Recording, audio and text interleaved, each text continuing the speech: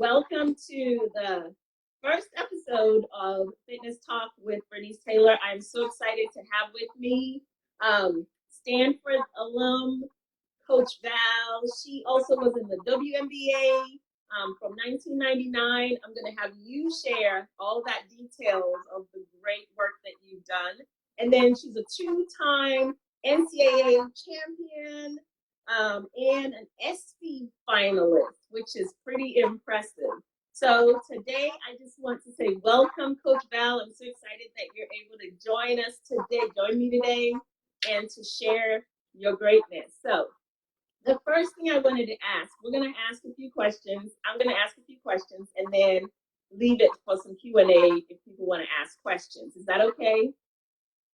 Yes. All right, awesome. Okay, so my first question is that I love your dedication to share your knowledge and encourage female athletes. Please give us a background as to what led you to your profession. Well, I've always been involved with youth athletes, whether male or female. For example, I live in the Seattle area and I have an after-school program which uses basketball to teach kids life skills. But when COVID hit, all that got shut down. And so I turned to TikTok to start inspiring young female athletes. I saw that they were getting bullied a lot on the app, and they were not getting encouragement. It was the opposite. They would get discouraged, and kids would tell them to stay in the kitchen, and boys would say, "Go make me a sandwich." And I started hyping them up in their comments, and I started calling myself the hype woman for the female athlete, and dedicated my whole TikTok account for that. Excellent. Could you share? And that is amazing because you are absolutely right. There's this double standard when it comes to female athletes.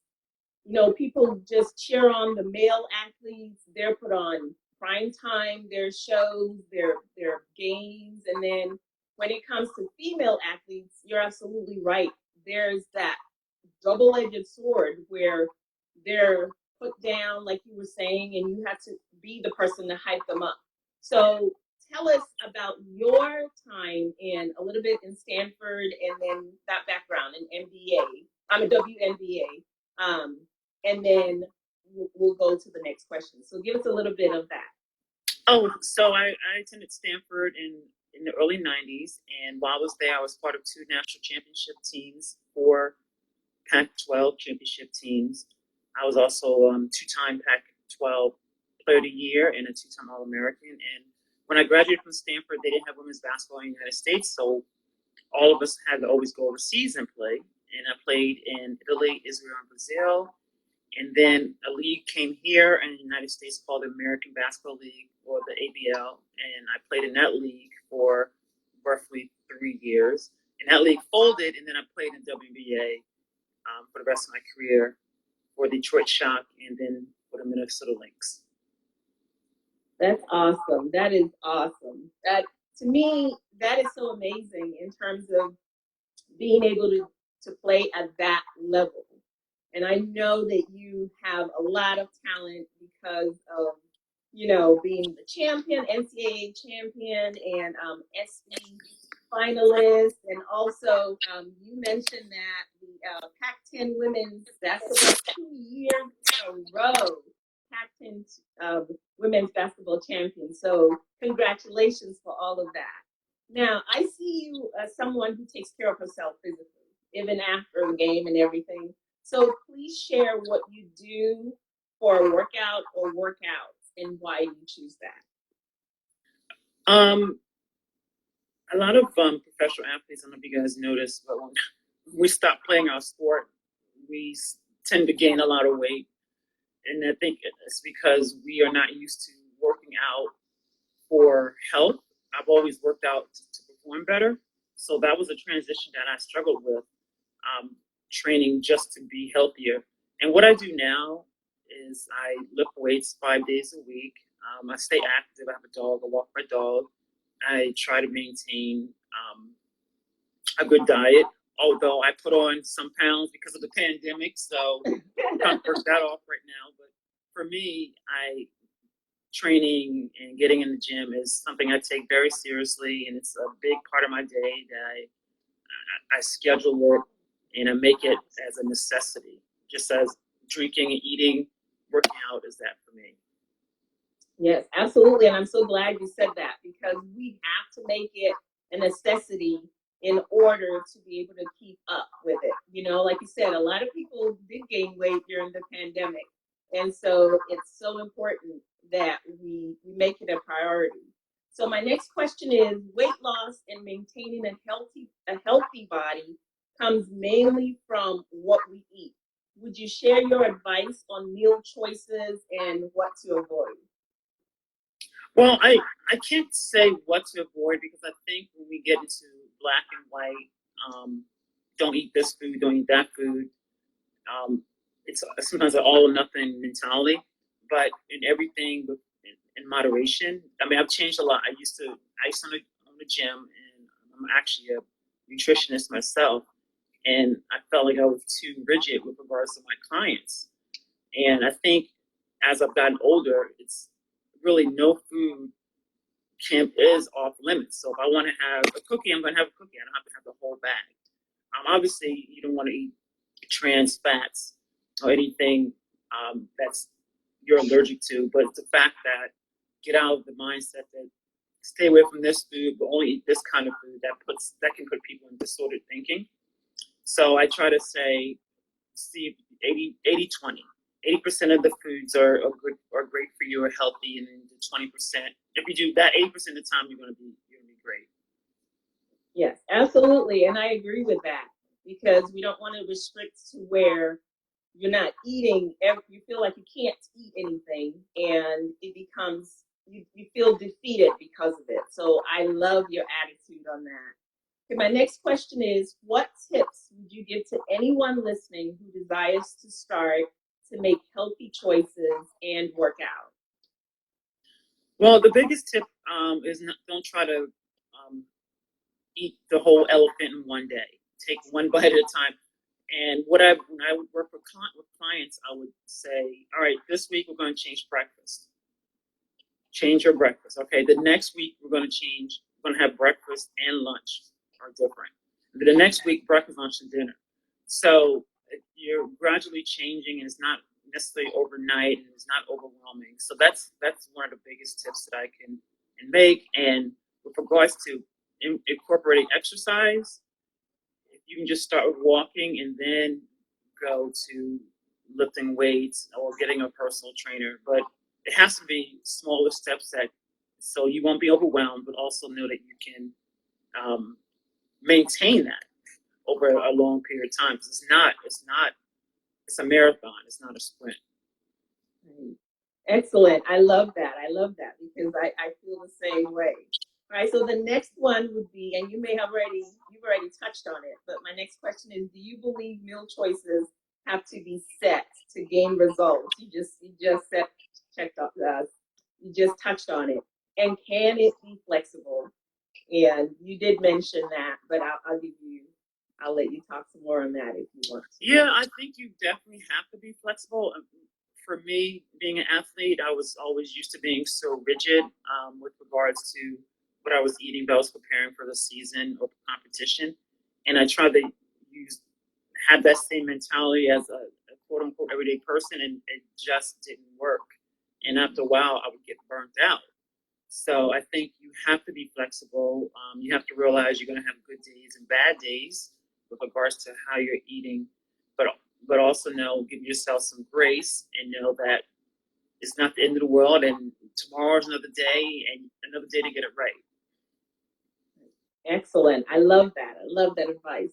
Okay, so my next question is please discuss whether goal setting should be part of weight loss. What would you say are the pros and cons of goal setting as it pertains to weight loss or life in general? Well, I think when it comes to weight loss, we tend to, and I'm guilty of this as well, focus on what's going on with the scale. And there are also ways to have victories that don't have to do with how much you weigh that day. So it's for me, when I started focusing more on, okay, today I need to eat foods that are going to nourish me, not necessarily think about foods that, not think about restricting myself from certain foods, but what's going to help me be the healthiest, what's going to help me live the longest that I can be, have the most energy. And I think when you're making weight loss goals, it should be more than just I want to lose 10 pounds. Maybe I want to be able to run for a half an hour, or I want to run my first 5K, or maybe do my first push-up, or have more energy in the morning. So I think it's important to set goals, but also know that those goals don't have to be tied to how much you weigh. Excellent. Great advice. Absolutely. All right, so my next question is, as an athlete, please elaborate on choices that are detrimental to achieving optimal fitness, and what can we do to mitigate that? So, what choices that are detrimental to us achieving as an athlete, and what can we do to mitigate that? Well, as you know, like our body is our temple, and when you're an athlete, you have to treat your body like it's a Maserati or a Lamborghini. And if you're putting in, cheap gas, whether it's junk food, you're not going to perform as if as if you're putting in quality foods. So athletes, and just it's not even just athletes; it's regular everyday people. We want to perform better in our everyday lives. This is competing is not over when you're finished competing as an athlete. This is the game of life. How can I move through life and be at my best and live my longest? And that's the name of the game. And that's going to come from what you put into your body, whether you're choosing soda over water, or you're choosing chips over broccoli. It all ties in to what the end game is, and that is to live long and prosper, as Spock would say. Yes. Absolutely. Thank you. Thank you. I love that. I love that answer. All right. So my next question is, how do you stay as busy as you are and still find a way to work out? I put it in my schedule. It's what's important to us. We're going to make time for, right? We'll make time to get our nails done. We'll make time to get our hair done, right? Yeah. It's what's important. If it's important for me to have a close relationship with God, then I'm going to schedule time with Him every morning and treat it like an appointment that I should not miss. And the same thing is with working out. It's something that is very important to me, that it's time for myself. I'm sewing into myself. And it's a way to, you're building yourself up. So it's just been part of my life for so long. I can't imagine not doing it. I did for a few years. I was going through a deep depression, and I did not work out. And it was a totally different person. And I didn't eat well either. So I don't want to ever go back to that. So I'm really diligent about getting to the gym. And I don't spend hours in the gym. I can't do that anymore. I don't have the time for that, nor the patience. I mean, at most an hour is what I put in. And I think if you only have a half an hour, or if you only have 20 minutes, you can do it. I just think it's the first step. I feel as African American women, we do not put enough emphasis on our health. We will spend a lot of money on hair products, on bundles, but we're not out there spending money on supplements that could be good for our health, or gym memberships. Right. Preach, preach. That is true. So we definitely need to do that. Thank you. My next question is, how do you advise that healthy living be incorporated in the family as a whole? What small steps can parents and grandparents take? So if you were advising people to incorporate healthy living to the family as a whole, what advice would you give them? Well, what I didn't realize is that how much soda that people drink and sugary drinks like Gatorade. Yes. Just cutting that out would be helpful for adults and for children. Um, Making time, and I don't do this, but this is something people should do to sit down and eat. Because I know we're so busy as families, a lot of times we grabbing fast food and eating in the car between school and practice, or or grabbing something that's not healthy and running out the door because you're late.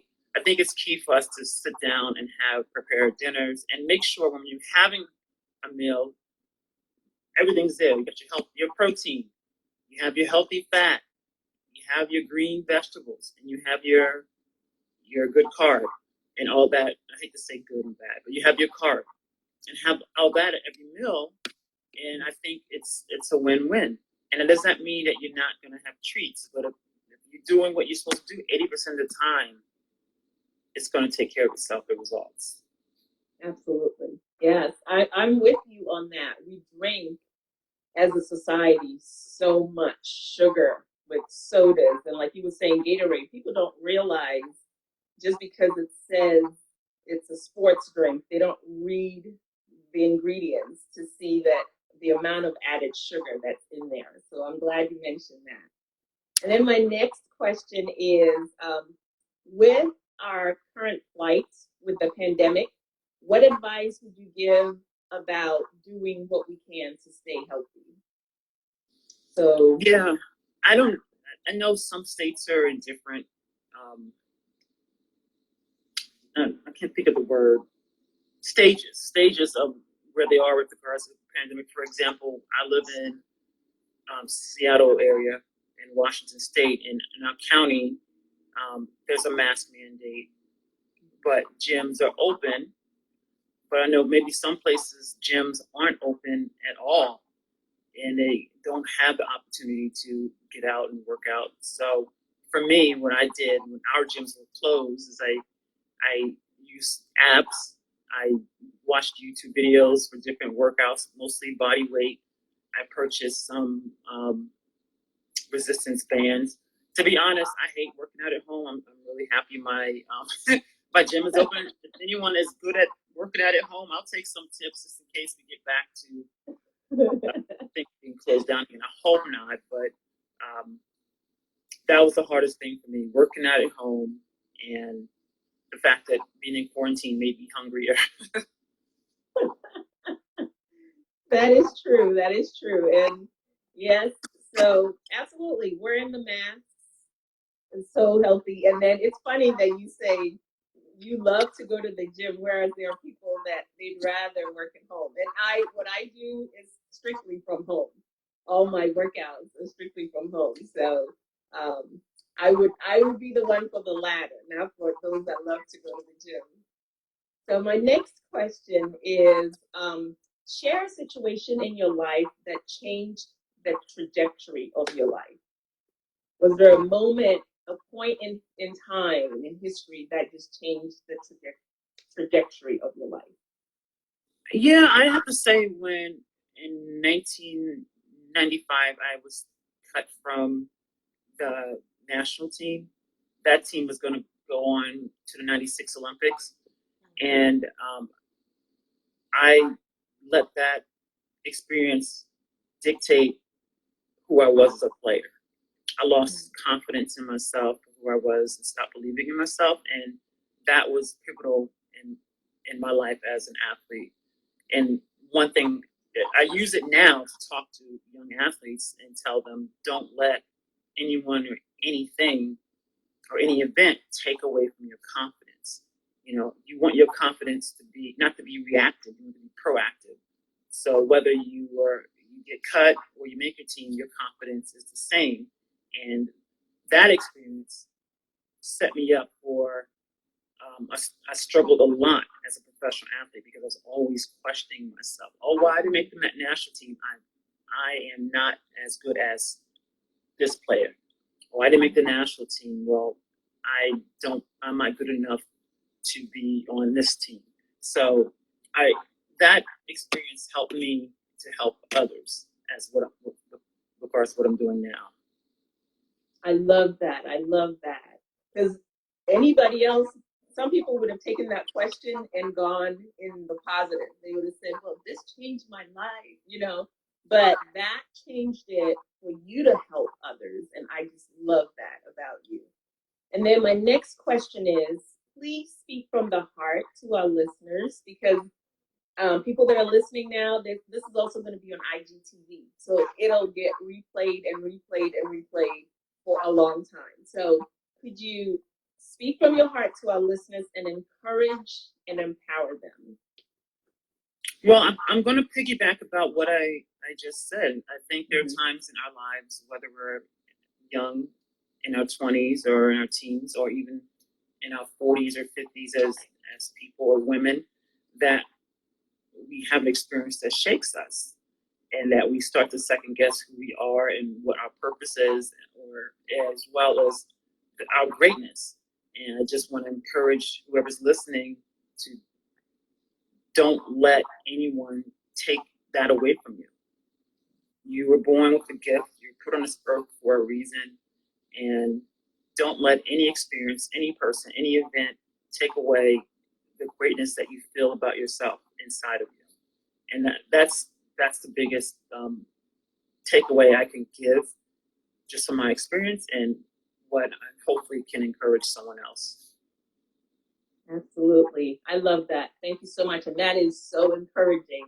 Could you tell us where they can find you across the social media platforms? And I'll also list it in the description. I'm on TikTok as I am Coach Val, on IG and on Instagram as I am Coach Val. On Snapchat as I am Coach Val, as well, and Twitter as I am Coach Val. I don't really do much on Twitter. I just more so read, but the other platforms I'm more active on. Okay, excellent. So I will put it in the description. Go follow Coach Val. She's powerful. She's encouraging young ladies. If you're a young lady that needs encouragement, go listen to her. She's here for you. It's been absolutely my pleasure to have you. Thank you for taking the time out. And I just want to give you the last few minutes of something that I didn't ask, but you would like people to know. No, I didn't know if anyone is watching that has any questions for me. Right. So if anybody has any questions, go ahead and put them in, and Coach Val will answer it. If you have any questions for her, go ahead and put that in. And if you're watching the replay and you also have questions, you can go ahead and put it in. And definitely welcome those of you that have just joined us. We are talking with Coach Val. She's given us some powerful insight, and she's asking if you have any questions. And I really would love if you have questions that she can answer as well.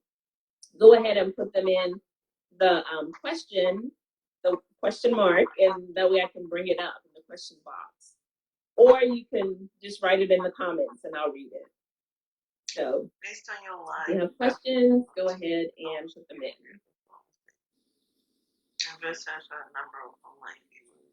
Okay.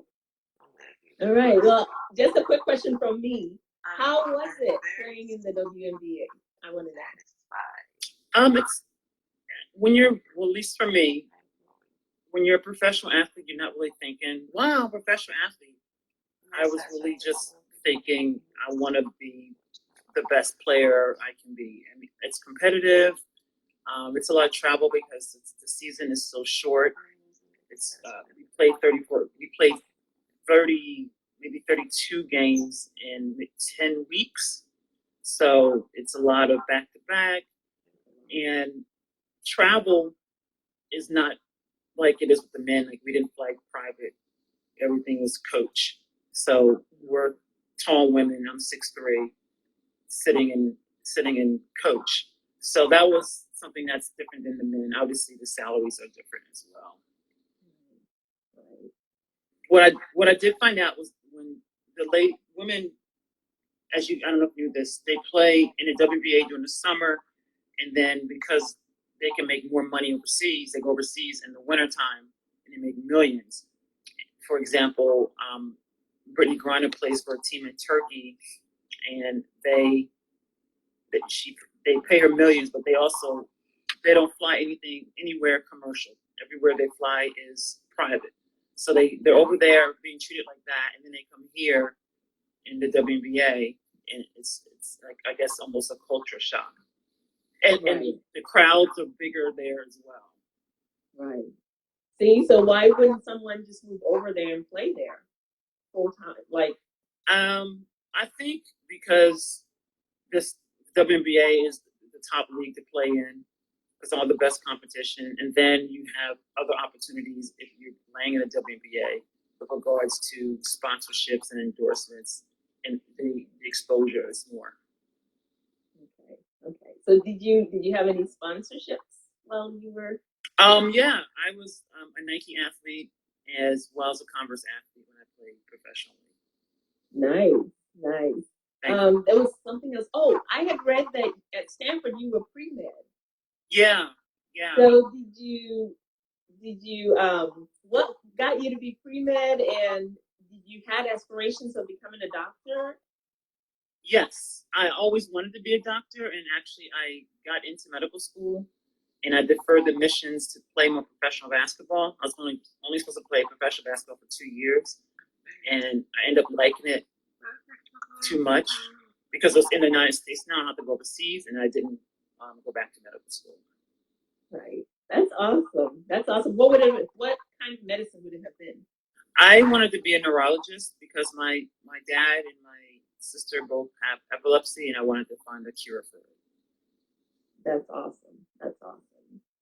So Thanks. excellent. I'm just learning so much because I always look up to athletes, even though I'm not like a big basketball person. But I think that when some people have achieved the level that you achieve, that it takes a certain drive in that person to get to that level. And so I just wanted to tap into some of that and share it with the listeners, and have you encourage them as well with what you do with the young ladies. And because you never know who's going to be watching or who's going to be listening, and what you would say would just touch someone. So I'm so grateful that you decided to come on and be interviewed on my first episode. So I thank you so much. Hopefully this is not the last time. Hopefully I can call on you again. And absolutely. And as this progresses, I'm sure we'll have more and more viewers, but it is definitely, like I said, will be on IGTV, so it'll be played. Okay. It'll get more views than the live itself. So, well, with that, are there any last words that you'd like to give us before we head out? No, that's it. I appreciate the great questions. Thank you for having me. And thank you for the amazing answers. I really, really enjoyed your answers. And next time, I'm sure as this grows, we'll have more people that